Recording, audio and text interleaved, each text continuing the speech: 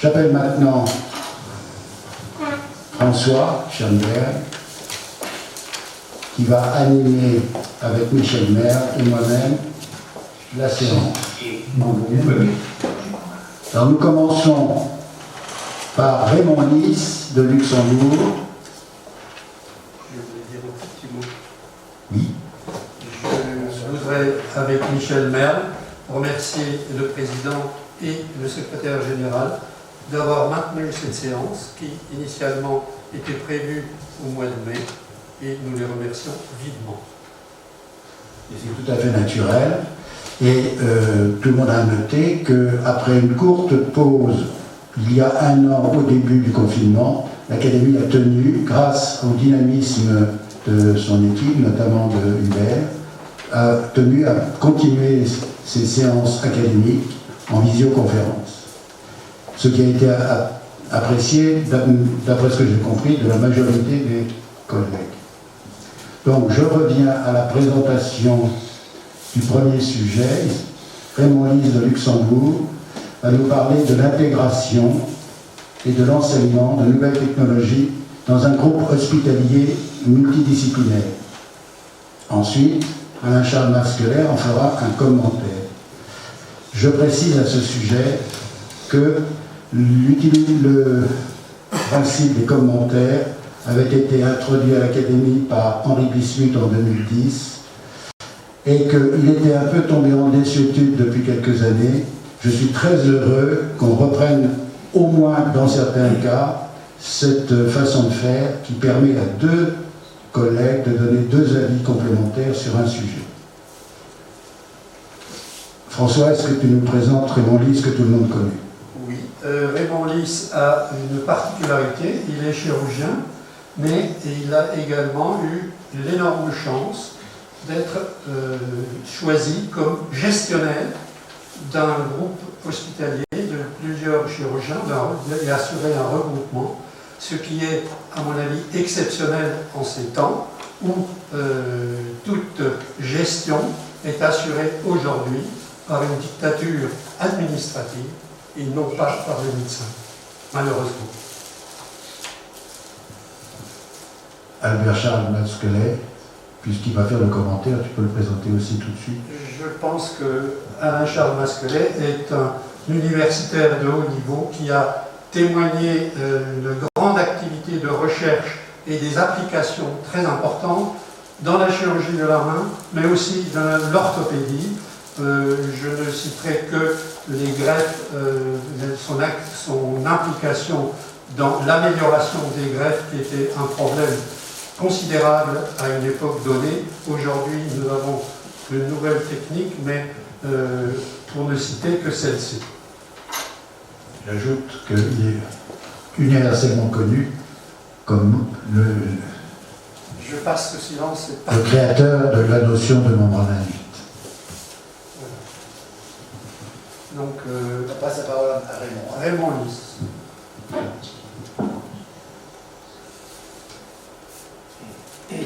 D'abord, je tiens à remercier Monsieur le Président et Monsieur le Secrétaire Général pour l'honneur qui m'incombe d'inaugurer cette séance de notre compagnie avec un sujet qui nous intéresse hautement comme chirurgiens, mais que nous n'avons pas toujours le pouvoir décisionnel d'aller dans le sens que nous voulons, c'est-à-dire l'innovation. Si j'ai marqué sur le premier slide une citation de Gustave Flaubert, né il y a 200 ans, l'innovation est toujours dangereuse, vous voyez que ce n'est pas nouveau dans les temps modernes que nous passons aujourd'hui.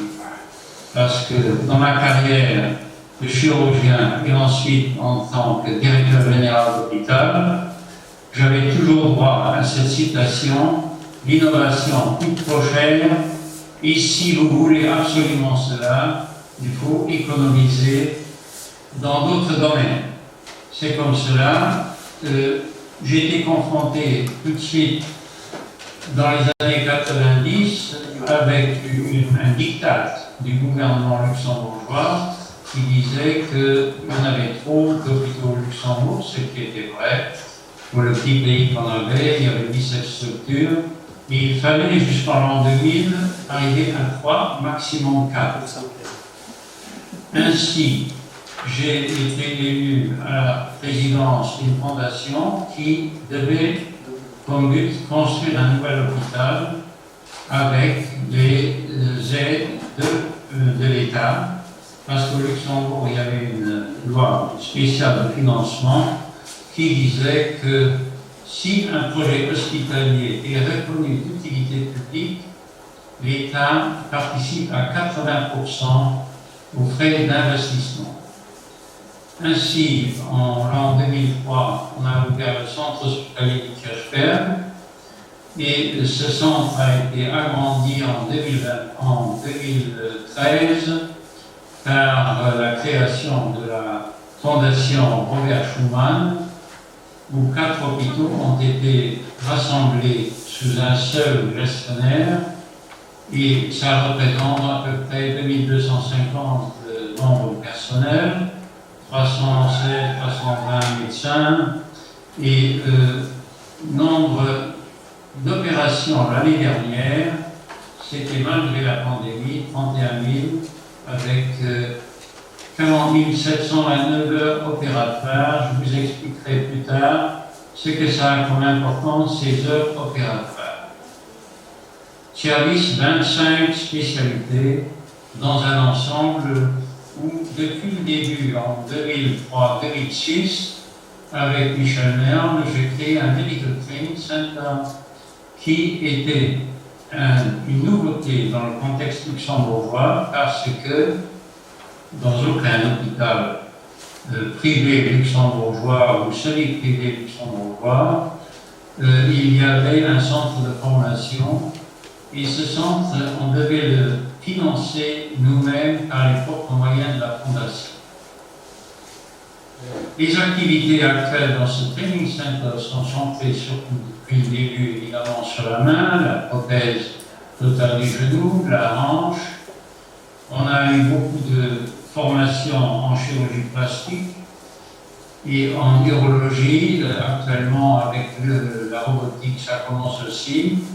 Et même l'État nous a demandé de faire de la formation médicale continue pour les infirmières et les infirmiers du bloc opératoire. Conférences multidisciplinaires, 150 présents, c'est des séances qui durent des fois 2-3 journées. Et c'est un panel d'enseignants européens qu'on a réussi à avoir dès le début, avec les pays limitrophes, la France, la Belgique, l'Italie. Il y avait en tous les cas toujours des enseignants de haut niveau dans ce Medical Training Center. Au début, on démarrait avec 10 stations de travail sur pièces anatomiques. Si j'ai insisté sur le Training Center, c'est qu'il a joué un rôle important dans l'introduction de nouvelles technologies. Vous savez, construire un nouvel hôpital au début des années 2000, il y a une phrase qui m'est revenue souvent.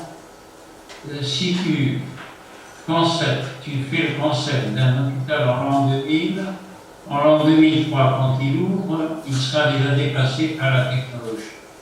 Ce qui était vrai. C'est pour ça qu'au début, il fallait choisir des valeurs sûres. Et les valeurs sûres, c'était à l'époque la chirurgie mini-invasive, la microchirurgie, on avait des scanners et IRM, on avait un très bon service de chirurgie vasculaire avec prothèse vasculaire. Tout cela constituait une base au début. Mais dans les années suivantes, évidemment, moi-même et aussi mes successeurs se sont adaptés à l'évolution. Et en l'an 2013, mon successeur, il a choisi d'introduire le premier robot au Luxembourg en urologie. Et ceci a été fait avec une grande méfiance du ministère de la Santé parce que les robots n'avaient pas été mis sur la liste où le ministère de la Santé devait donner son aval pour l'acquisition. Et cela a permis d'être précurseur en chirurgie robotique au Luxembourg. Et maintenant, dans les autres hôpitaux aussi, on a des robots qui démarrent. Évidemment, en 2017, on a aussi introduit le Mako, qui est un navigateur avec un bras robotisé, qui aide beaucoup les chirurgiens orthopédiques et dans l'implantation des prothèses totales du genou et de la hanche. Si j'insiste sur cet historique, c'est que dans toutes ces décisions pour introduire des nouvelles technologies ou faire des nouveaux investissements dans les nouvelles techniques opératoires, il faut se rendre compte qu'il faut faire un choix multifactoriel. Effectivement, ce qui est essentiel, c'est l'expertise chirurgicale, le teamwork de l'équipe en place, parce que sans cela, vous pouvez investir dans des appareils très chers, mais ne pas avoir le résultat pour le patient qui est important. Je me rappelle dans les nombreuses conversations que j'avais avec des candidats dans les années 2000, 2001 pour venir travailler à l'hôpital de Kirchberg. Souvent à la fin de l'entretien, je demandais s'il y avait une question. Et souvent, on me demandait déjà à l'époque, est-ce que vous avez un robot? Alors, je ne répondais pas tout de suite à l'affirmative ou la négative, mais je demandais, est-ce que vous savez opérer avec? Et souvent, c'était négatif. Vous voyez, il faut que l'investissement et la formation aillent de pair, nous sommes même précurseurs de la décision. Ce qui importe, c'est l'impact et les retombées pour le patient. C'est évident que si on introduit une nouvelle technologie, en tous les cas, c'était toujours un de mes principes, quand j'étais confronté à des situations analogues, je me demandais si moi j'étais le patient, est-ce que je me ferais opérer par cette technique-là? Et souvent, si vous posez cette question, vous tombez aussi sur la réponse qu'il faut avoir. Il faut savoir, est-ce qu'après l'opération, le malade va rester plus longtemps ou moins longtemps à l'hôpital? Et avec les nouvelles technologies, c'est évident, la tendance est vers l'ambulatoire, ce qui est un grand avantage pour le malade, s'il n'est pas isolé à son domicile. D'un autre côté, il faut aussi savoir, est-ce qu'il faut une rééducation après cette technologie qui est plus importante ou plus agressive, ou est-ce que la rééducation contribue à diminuer le séjour d'hospitalisation? Ensuite, il y a évidemment des autorisations du ministère de la Santé, de la Caisse nationale de la Santé. Au Luxembourg, c'est la Caisse de maladie. C'est un ministre qui voulait se donner un nouveau look, qui a introduit la Caisse nationale de santé parce qu'il ne visait pas la maladie. Ainsi, pour avoir certaines autorisations, comme je vous ai dit, il faut passer par un comité où les hôpitaux, les médecins sont aussi représentés, et alors là, on évalue si cette nouvelle acquisition contribue à augmenter les frais de santé au Luxembourg ou pas. Le budget hospitalier, on l'a depuis 1996, c'est un budget hospitalier qui est différent du budget en France et qui a la particularité suivante, surtout pour la chirurgie, qu'il n'y a pas de tarif lié aux actes, mais c'est un simple passage au bloc opératoire qui a été décidé par l'ancien directeur de la Caisse de maladie, qui était mathématicien et qui en avait marre de changer chaque fois le tarif avec tel diagnostic, etc. Il demandait simplement au gestionnaire d'hôpital combien d'opérations vous faites par année. Ah bon, 10 000, donc je divise le chiffre qui me coûte votre bloc opératoire par 10 000 et vous avez le prix d'un passage au bloc. Ce qui veut dire concrètement ceci, si vous opérez une hernie inguinale, c'est le même prix que la Caisse de maladie vous verse que pour une prothèse totale de hanche ou pour une opération cardiaque. Ce qui, évidemment, peut faire sourire parce que, je me rappelle, un de mes confrères disait, bon, on va faire plus que des hernies ou des hémorroïdes, parce que le tarif il est favorable pour l'hôpital. Ce qu'il faut savoir aussi, c'est que dans ce tarif, il n'y a pas les frais personnels qui sont à part, et il n'y a pas non plus des frais supplémentaires de mise au point des techniques. Autre point important, les certifications. Au Luxembourg, on a choisi le service de qualité EFQM, c'est le European for Quality Management, qui donne, si vous avez des bons points dans cette évaluation, jusqu'à 2% du budget, à part du budget de l'année, dans le budget hospitalier. La création de services nationaux au Luxembourg a été décidée pour la chirurgie cardiaque, pour la rééducation et pour la radiothérapie. 3 exemples que je vais vous illustrer. C'est au niveau de la chirurgie de la main, au niveau de la robotique en neurologie et avec le macro.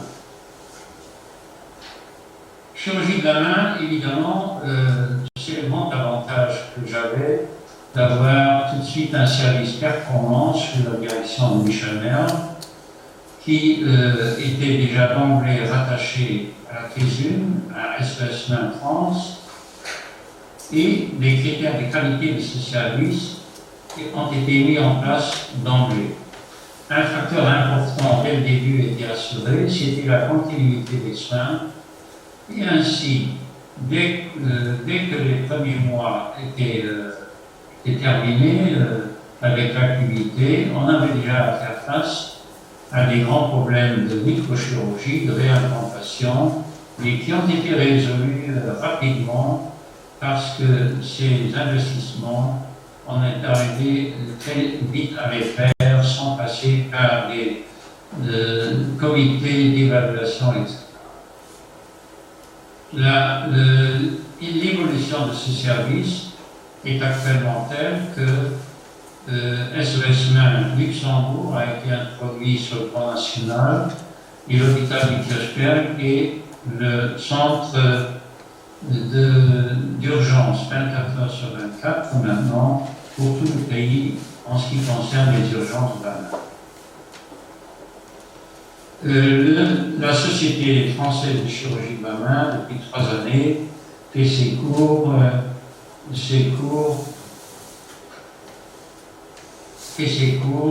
Luxembourg. Depuis 3 années, il y a toujours plus que 100 participants.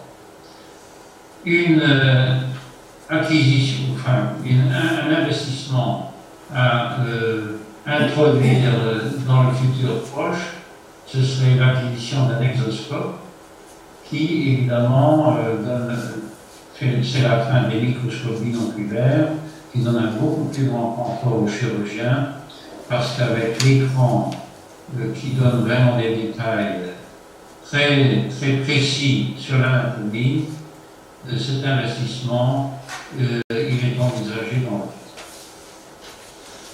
En neurologie, depuis le début de l'hôpital, on avait un service d'urologue, mais on n'avait personne spécialisé en robotique. La venue du docteur Mayer, qui est d'origine allemande, mais qui parle parfaitement luxembourgeois et français, il a introduit en 2013 la robotique en neurologie, et en 2019, le service faisait 2237 interventions, donc 220 par robot. Vous voyez sur cette graphique la croissance des interventions par robot, essentiellement sur la prostate, mais aussi sur le rein, les néphrectomies partielles. Et ce service est en pleine évolution, d'autant plus que le personnel a été formé dans des centres de formation à Genk, en Belgique, aussi en Allemagne, et évidemment avec le Training Center, on essaye maintenant de continuer cette formation, j'espère. Évidemment, se sont posés à mon successeur des coûts supplémentaires dus au robot. Et à l'époque, le docteur Mayer avait présenté des dates d'une clinique allemande avec la Leverkusen, où on faisait la comparaison entre la prostatectomie radicale classique et la prostatectomie radicale par robot. Les coûts supplémentaires dus au robot par cas étaient évalués en Allemagne un peu plus haut qu'au Luxembourg, mais au Luxembourg, ça évolue entre 1500 et 2500 euros. L'amortissement des investissements et des coûts de fonctionnement nécessite la réalisation de 120 à 140 interventions par an, selon le niveau de remboursement des caisses de maladie. Il y a une réduction significative des complications et donc des coûts. Ceci a été évalué par une évaluation externe. On économise les transfusions sanguines. L'économie potentielle du personnel, si on regarde le fonctionnement de la robotique en totalité, c'est-à-dire pas seulement en bloc opératoire, mais aussi sur les services d'hospitalisation, dans les services de rééducation, etc. On a une économie potentielle du personnel et les coûts en soins intensifs sont beaucoup moins. Les évaluations, c'est très important dans la décision de faire des nouvelles acquisitions, des nouveaux investissements. C'est le contrôle thérapeutique, la gestion des risques, l'enregistrement des complications, la conférence sur la morbidité et la mortalité.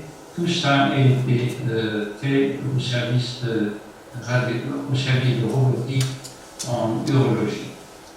Surtout par un contrôle de qualité externe qui est allemand avec des certifications tous les 2 ans.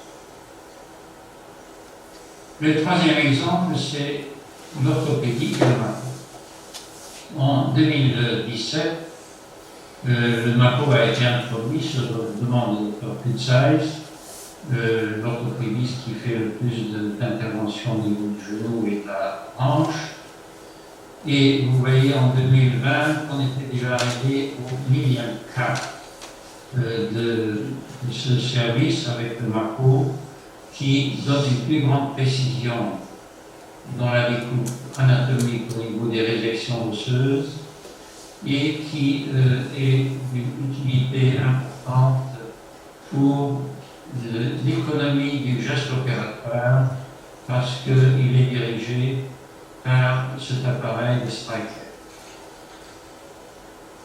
L'impact sur le budget hospitalier dans le contexte des 3 exemples montre que pour la chirurgie de la main, on dirait presque que la chirurgie de la main, comme les opérations de cataracte en ophtalmologie, le passage opératoire est très favorable pour la chirurgie de la main. Et c'est pour cela aussi que, en ce qui concerne les investissements, il n'y a pas de problème avec ça. Pour le robot en neurologie et le MAPO en orthopédie, ceci n'est plus tellement le cas parce qu'effectivement, il y a un surcoût de 1500 à 2500 euros qui est porté par la fondation et par aussi les économies que la gestion que l'hôpital fait sur les opérations qui sont, au point de vue financier, plus économiques et qui alors sont une réserve pour faire des investissements futurs. Conclusion, l'introduction de nouvelles technologies doit se faire selon ces critères que je viens de vous exposer. L'équipe chirurgicale et les soignants avec des lumières compétences, c'est fondamental. La formation continue est obligatoire pour toute l'équipe. Il faut une évaluation annuelle des impacts sur le budget et sur les résultats qu'a le malade avec ses techniques et le bénéfice pour le patient doit être évident. Dans ce contexte, l'évolution actuelle démontre que la formation médicale continue et les conventions de collaboration entre les services hospitaliers publics et privés, en lien étroit avec les universités, sont les garants pour une mise à disposition de nouvelles technologies dans l'intérêt final du patient, ce qui est le plus important. Je vous remercie. Merci beaucoup Raymond de cet exposé très clair et très complet. Nous passons maintenant la parole à Alain Charles Masculet, qui va venir au pupitre pour commenter ton exposé.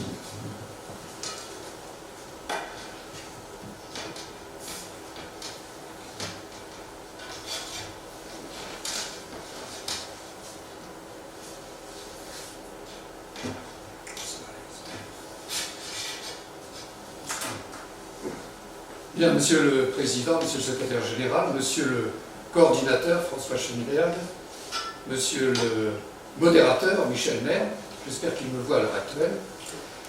Après ce magistral exposé, je crois qu'il faut se rendre à cette évidence. Raymond Lys est un précurseur, certes, mais c'est aussi un visionnaire. Et un visionnaire pragmatique pour qui toute bonne idée est d'abord une idée utile, d'où un premier tour de force de sa part, celui d'avoir conçu et planifié un établissement de soins dédié à la chirurgie, en partant de la notion toute simple que si on souhaite une chirurgie de qualité au bénéfice des patients, le prérequis est le bien-être que doivent éprouver les équipes dans un milieu favorable à l'épanouissement de l'activité. Cet hôpital dont il nous a parlé, le Kirchberg, fut conçu par un chirurgien pour des chirurgiens. Et la finalité, c'est-à-dire le meilleur soin apporté aux patients, découlant naturellement du postulat initial. Raymond Lys aurait pu s'en tenir là, mais sa vision déborde largement la qualité de l'instrument de travail. Il fallait de l'attractivité et s'inscrire dans le courant de l'histoire, d'où le deuxième tour de force, celui d'introduire l'innovation chirurgicale comme moteur. Il y parvient, non sans difficulté, en attirant des leaders dans leur spécialité. Michel Maire, le docteur Meyer, pour ne citer que. Car Raymond Lys fait grand cas des leaders. Sans eux, rien n'est possible. Et une des grandes leçons que nous enseigne la formidable entreprise de Raymond Lys est que tout miser sur les hommes, ou au contraire tout miser sur la structure ou la technologie, conduit inévitablement à l'échec. Les deux apports sont absolument indissociables. Et si Raymond Lys est un visionnaire pragmatique, il est également réaliste, en ce que l'argent reste le nerf de l'entreprise. D'où cette attention soutenue à l'évaluation, non seulement de la qualité des soins, mais aussi des coûts et des budgets. L'innovation, certes, est un moteur, mais elle doit être orientée et bénéfique. L'innovation n'est rien si on la promeut pour elle-même en tant que telle. Et des avancées réelles ont été mises en place dans ce domaine. Chirurgie mini-invasive, microchirurgie, chirurgie robotique, navigation macro. Cependant, Raymond Lys, à la lumière des données, nous rappelle que les coûts liés à l'utilisation du robot ne sont certes pas négligeables, mais peuvent être compensés par d'autres bénéfices qu'il est essentiel d'évaluer. Le visionnaire est aussi un homme prudent, d'une prudence qui ressortit à la phronésis d'Aristote, définie comme une intelligence du bien agir, soucieux d'un équilibre entre l'excès et le manque. Alors, disposer d'une structure adéquate et d'hommes et de femmes de talent ne suffit pas. L'attractivité doit être pérenne, transgénérationnelle. Il faut préparer l'avenir, ne pas se satisfaire de l'ouvrage au présent. D'où le nécessaire troisième tour de force de Raymond Lys qui parachève la grande vision. Il faut éduquer, former les jeunes chirurgiens et les équipes soignantes, les initier aux innovations et à de larges pans de savoir pratique, par des spécialistes reconnus qu'il faut souvent recruter au-delà des frontières. Et dans cette tâche devenue désormais herculéenne de la transmission des savoirs, deux hommes vont jouer un rôle essentiel. Raymond Lys, bien sûr, et Michel Maire. Et leurs efforts conjoints aboutissent ou ont abouti à la création du Medical Training Center, un équivalent moderne de l'école de chirurgie des hôpitaux de Paris, qui répondent tous deux à l'injonction éthique « jamais la première fois sur le malade ». L'acquisition de la pratique des techniques repose sur la trilogie que nous avons largement éprouvée pendant un quart de siècle au fer à moulin. Court exposé théorique, démonstration en live par un opérateur chevronné, puis répétition encadrée par des moniteurs. Mais, il y a une contrepartie à cette réussite éclatante. Reprenons la citation de Gustave Flaubert, évoquée par Raymond Lys dans sa première diapositive. L'innovation, une idée dangereuse. En fait, cette courte phrase est tirée du dictionnaire des idées reçues, suivi du catalogue des idées chics, œuvre inachevée, commencée vers 1850 et publiée seulement en 1913. En réalité, ce dictionnaire est un recueil de poncifs, d'idées reçues et d'expressions convenues, un recueil de tout ce qu'il faut dire en bonne société pour être un homme convenable et aimable. Mais, chers confrères, vous aurez compris que Flaubert, avec son ironie mordante, se déchaîne contre la bienséance, la bêtise et les préjugés de la société bourgeoise du XIXe siècle. Ce bref ouvrage, qui reste d'actualité, est à lire au deuxième degré. Mais je souhaiterais, si vous me permettez, prendre cette citation au premier degré pour exprimer une double inquiétude. Pourquoi ? Certes, la face éclairée de l'innovation est ce à quoi tout le monde adhère, comme en témoigne l'exemplaire réussi des hôpitaux Robert Schuman. Le mouvement scientifique incessant, cette quête propre à l'espèce humaine de travailler en permanence à améliorer son environnement, l'admirable déploiement de l'intelligence sans laquelle il n'est pas de dignité, l'extraordinaire développement de la technologie, fruit du mariage réussi entre science et technique, en un mot, l'attention essentielle vers le progrès, que nul ne songerait à remettre en cause, surtout dans le domaine du soin et notamment de la chirurgie. À deux réserves près, qui sont la face sombre de l'innovation, source d'une inquiétude qui, à la lumière de l'évolution des choses et des événements récents, pourrait bien prendre corps et constituer un obstacle, sinon un frein, à cette conquête triomphante du dépassement continu. La première préoccupation est liée à la question obscène, au sens premier du terme, jusqu'où pourra-t-on pousser l'innovation technologique ? En théorie, il n'y a pas de limite. Ne parle-t-on pas d'ordinateur quantique, de téléchirurgie, d'exomicroscope, toute réalisation impensable il y a 30 ans. Et en pratique, dans le modèle mondial de développement économique qui prévaut, l'obstacle pourrait bien être le cercle vertueux transformé en cercle vicieux constitué par le couple innovation et croissance économique. L'innovation stimule la croissance, certes, mais sans croissance, pas d'innovation. La deuxième préoccupation concerne le monde chirurgical en train de se faire sous la puissante impulsion des technologies innovantes. Manifestement, la technique, et plus encore la technologie, façonne les cerveaux. La transmission linéaire des savoirs est devenue obsolète. Et en tant que formateurs, nous devons à présent nous former au fur et à mesure que nous formons. Et on constate que les savoirs expérientiels des chirurgiens de notre génération sont relégués, ce qui pose le redoutable problème de la vulnérabilité de la société.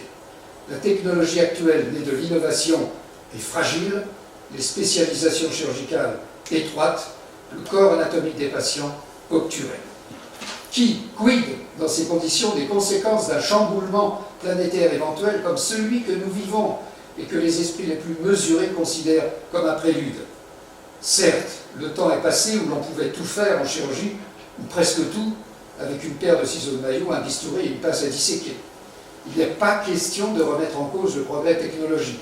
Mais compte tenu des circonstances, ne serait-il pas judicieux de s'attacher à définir les contours d'une innovation résiliente, la coexistence de la tradition et de la modernité, telle qu'on peut l'appréhender au Medical Training Center du Luxembourg, par l'ouverture des corps et l'apprentissage des techniques les plus avancées, me semble une excellente approche de cette résilience nécessaire pour parer les mauvais coups prévisibles et imprévisibles de l'avenir. Et je poserai une seule question à Raymond Lys.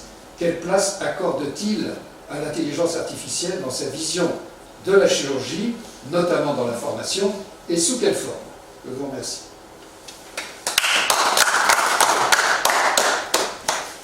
Je remercie beaucoup mon ami Masquelet pour ses paroles, d'abord un peu, je dirais, trop surévaluées de mon activité en tant que gestionnaire d'hôpital, mais je crois que j'ai réussi à le faire parce que j'avais fait 30 années de chirurgie avant. En ce qui concerne l'intelligence artificielle, c'est évidemment un mot à la mode, d'accord, mais il est évident que l'intelligence artificielle, souvent, elle nous surprend quand on cherche quelque chose sur un ordinateur, etc. On se dit, mais comment c'est possible que mon ordinateur, il sait déjà maintenant le prochain mot que je vais écrire dans cette phrase. Tout cela, évidemment, ce sont des choses qui sont parfaitement faisables en technologie pure, mais comme Alain Charles Masquelet l'a bien précisé, l'hôpital, ce n'est pas une boîte technologique, c'est surtout un endroit où des gens malades, et je dis bien malades, et pas clients ou patients, ou des gens malades viennent pour trouver une solution à leurs problèmes. Et comme je l'ai dit dans mon exposé, si on se met à leur place, on trouve vite la solution. Évidemment, si on submerge des gens d'un certain âge avec que de l'informatique, avec que des exposés modernes, souvent ils perdent confiance dans celui qui les soigne. J'ai observé une fois un cardiologue qui a seulement regardé l'écran et qui n'a pas regardé le malade en face. Et alors, à la sortie, le malade lui a dit, mais docteur, je n'ai rien compris à ce que vous m'avez dit, mais qu'est-ce que vous me faites?